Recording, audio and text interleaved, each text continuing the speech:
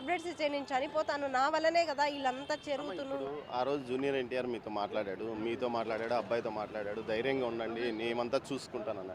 ఏమన్నా జూనియర్ ఎన్టీఆర్ నుంచి ఆర్థిక సాయం వచ్చింది? జూనియర్ ఎన్టీఆర్ దగ్గర నుంచి మాకేం ఆర్థిక సాయం రాలేదు. ఓన్లీ వాళ్ళ ఫ్యాన్స్ దగ్గర నుంచి మాకు 2.5 లాక్ వరకు వచ్చింది సార్. వాళ్ళు ఇచ్చారు 2.5 లాక్ వరకు ఎన్టీఆర్ ఫ్యాన్స్ ద్వారా. ఈ ప్రభుత్వం ఏమన్నా సాయం చేసింది? ప్రభుత్వం సీఎంఆర్ఎఫ్ నుంచి మాకు 11 లాక్స్ ఇచ్చారు సార్. మళ్ళీ టీటీడీ వాళ్ళు కానీ 40 లాక్స్ ఇచ్చారు సార్. బట్ ఆ అబ్బాయి కండిషన్ హై నుంచి హై అయిపోయి లో అయిందనమాట. ఇప్పుడు బాగుంది. హార్ట్, లంగ్స్ అవంతా ఇన్ఫెక్షన్ వచ్చినాయి ఈ కీమో చేయడం వల్ల. అందుకని ఇప్పుడు బాగున్నాడు అని చెప్పేసి డిశ్చార్జ్ తీసుకొని వెళ్ళండి అని చెప్తేనే ఇప్పుడు మీరు 20 లాక్స్ కట్టండి మేము డిశ్చార్జ్ ఇస్తాము అని చెప్తున్నారు సార్. ఆ రోజు మీకు సాయం చేస్తానని మాట ఇచ్చాడు. ఏమన్నా మరి మీరు ఏమన్నా మరి ఒకసారి అడిగారా మాకు ఇలా సాయం చేయండి ఇంత ఫీజు కట్టాల్సి వస్తుంది అని?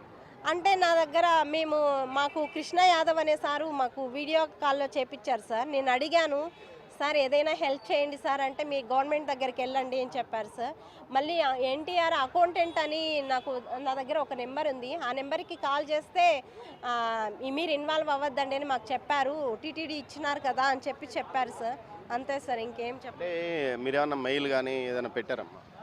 లేదు సార్, నా దగ్గర ఏం నెంబర్లు లేవు సార్. ఎన్టీఆర్ సంబంధించి ఏం లేవు.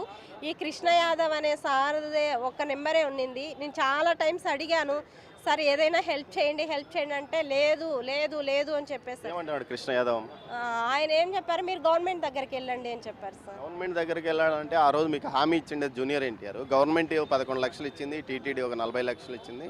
ఇంకా కొంత అవసరం ఉందన్న కోణంలో మీరు చెప్తున్నారు. మీ పరిస్థితి చూస్తే ఒక డ్రైవర్ మీ ఆయన, అదేవిధంగా మీ పరిస్థితి చాలా దారుణంగా ఉందని అప్పట్లో పెద్ద ఎత్తున మీడియాలో వచ్చింది. అది కూడా ఆయనకు మీరు ఏదైతే జూనియర్ ఎన్టీఆర్కి చెప్పారు, జూనియర్ ఎన్టీఆర్కి మీ అబ్బాయి వీరాభిమాని సినిమా చూసి చనిపోతానన్న స్థాయిలో నుంచి ఈ విధంగా కోలుకున్నప్పుడు ఒకసారైనా మీతో మధ్యలో ట్రీట్మెంట్ మధ్యలో ఏదైనా జూనియర్ ఎన్టీఆర్ కానీ వాళ్ళ ఫ్యాన్స్ కానీ ఎప్పుడైనా మాట్లాడారా?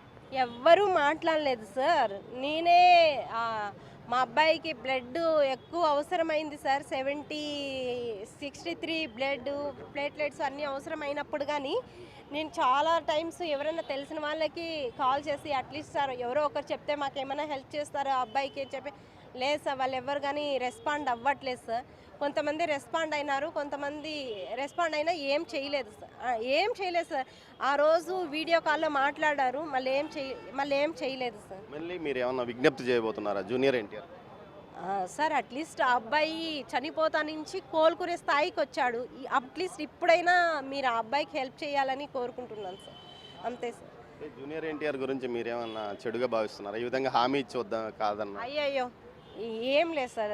ఎన్టీఆర్ సారు చాలా విలువలు కలిగిన వ్యక్తి అనమాట. తను ఎప్పుడైనా స్పీచ్లు ఇస్తూ ఉంటారు కదా, అప్పుడు అన్నీ కొన్ని నేర్చుకోవాలి అనే టైప్లో ఉంటాం. బట్ ఏమైందో తెలీదు, ఎందుకు హెల్ప్ చేయలేదో తెలీదు. హెల్ప్ చేయనంత మాత్రాన మనం తప్పుగా అనుకోలేం కదా. నేను ఎప్పుడూ అలా ఆలోచించలేదు సార్. ఏదైతే రాజకీయ నాయకుల వాగ్దానాలు లాగానే ఇక్కడ హీరోల వాగ్దానాలు కూడా కనిపిస్తున్న పరిస్థితి మనకు కనిపిస్తుంది.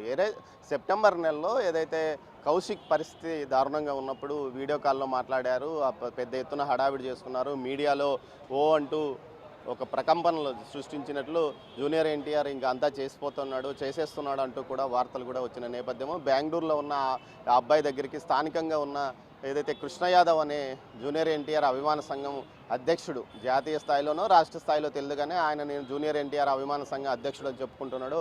ఆయన ఎక్కడ వెళ్ళి వీడియో కాల్తో ఈ కుటుంబ సభ్యులతో ఏదైతే శ్రీనివాసులు, సరస్వతి వాళ్ళ కుమారుడైన ఏదైతే కౌశిక్తో మాట్లాడించారు, ఆ సందర్భంగా కౌశిక్ను జూనియర్ ఎన్టీఆర్ ఓదార్చారు. దీంతోపాటు ఖచ్చితంగా నేను మీకు సాయం చేస్తానంటాడు. అయితే ప్రభుత్వం ఏదైతే సీఎం రిలీఫ్ ఫండ్ కింద సీఎం చంద్రబాబు నాయుడు వెంటనే ఇమ్మీడియట్గా 11 లక్షల రూపాయలు వీరి యొక్క వైద్య సౌకర్యం నిమిత్తం రిలీజ్ చేశాడు. అదేవిధంగా టీటీడీలో కాంట్రాక్ట్ ఎంప్లాయీగా పనిచేస్తున్నప్పటికీ టీటీడీ కూడా 40 లక్షల రూపాయలు ఆ అబ్బాయి యొక్క చికిత్సకు సహాయం అందించింది. అయితే ఇంకా మరో 20 లక్షల రూపాయల వరకు ఆర్థిక సాయం అవసరము. ఈ పరిస్థితుల్లో అబ్బాయి ఏదైతే ఆసుపత్రి నుంచి డిశ్చార్జ్ కావాలంటే ఆ 20 లక్షల రూపాయలు కట్టాల్సిన అవసరం ఉంది. కానీ తాను గతంలో తనకు సాయం చేస్తాను అని వాగ్దానం చేసిన జూనియర్ ఎన్టీఆర్ యొక్క ఫ్యాన్స్కు సంబంధించిన లీడర్స్తో కానీ అదేవిధంగా అకౌంటెంట్తో మాట్లాడితే ఈ విషయంలో పట్టించుకోవద్దు, అసలు టచ్ చేయొద్దంటూ అక్కడి నుంచి సమాధానం పైనుంచి మాకు సమాధానం వచ్చిందని వారు చెప్పినట్లు ఆమె చెప్తుంది. మరోవైపు ఏదైతే తాను ఇచ్చిన మాటను నిలబెట్టుకోవాలంటూ కూడా ఆమె రిక్వెస్ట్ చేస్తుంది, కానీ డిమాండ్ చేయడం లేదు. తనకు ఆ రోజు సాయం చేస్తామని జూనియర్ ఎన్టీఆర్ మాట ఇచ్చాడు. ఆ నేపథ్యంలో ఈ విధమైన చికిత్స కోసం తాను ముందుకెళ్ళాను, తాము పేదవాళ్ళము, తమకు సాయం చేయండి, ఇచ్చిన మాట మీద నిలబడండి అంటూ కూడా ఆమె అర్థిస్తున్న పరిస్థితి. మరోవైపు మొత్తం మీద చూసుకుంటే మిడిల్ మేనేజ్మెంట్ ఏదైతే అటు జూనియర్ ఎన్టీఆర్కి వీరికి మధ్యలో ఏదైనా కొంతమంది ఉన్న ఫ్యాన్స్ అసోసియేషన్ నాయకులు ఏదైనా వ్యవహారంలో చక్రం తిప్పి వీరికి సాయం అందకుండా చేశారా, ప్రభుత్వం వద్ద నుంచి తీసుకోండి అంటూ ఘాటుగా చెప్పినట్లు తెలుస్తుంది ఏమకు. అయితే ప్రభుత్వం కూడా 11 లక్షల రూపాయల వరకు సీఎం రిలీఫ్ ఫండ్ ఇచ్చిన నేపథ్యంలో ఏదైతే మరోసారి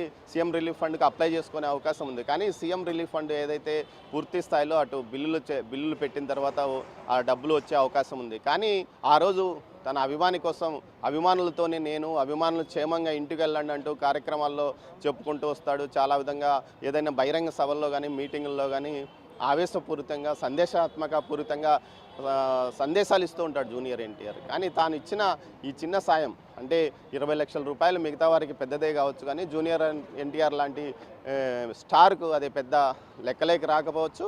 ఆయన వీరికి సాయం చేయాలని వీరు